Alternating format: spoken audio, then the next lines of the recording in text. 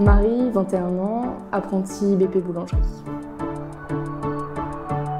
J'étais dans des études autres. Plus j'étais stressée, plus j'avais tendance à faire des gâteaux, à faire de la pâtisserie. Donc je me suis dit, plutôt que de rien faire en année sabbatique ou des choses comme ça, je vais continuer, je vais essayer d'avoir un diplôme quand même.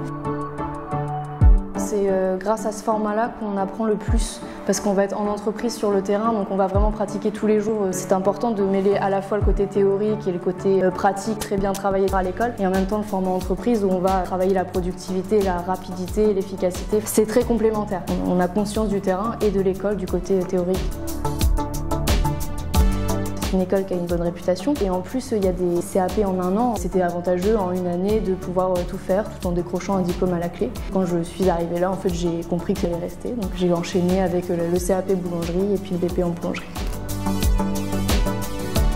Le BP, c'est un diplôme intéressant dans le sens où on va aller au-delà. Le CAP reste les bases. Le BP, on commence à franchir certaines étapes. Gérer des équipes ou au moins des apprentis.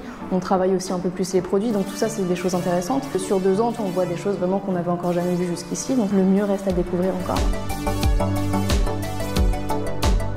La régularité. C'est la précision des gestes, des produits, sur les produits. C'est le dépassement. Ennuyeux. Je pensais que c'était trop au niveau de la routine, que j'allais vite m'ennuyer, mais non, en fait il y a toujours des choses à apprendre. Le croissant.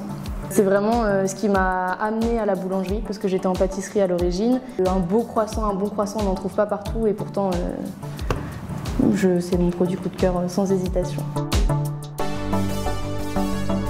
Où exactement, je ne sais pas comment, mais en tout cas, toujours chercher à regarder un petit peu tout ce qui se fait. Il y a toujours des choses à apprendre dans 5 ans, dans 20 ans, donc continuer d'observer et voir où tout ça, ça me mène.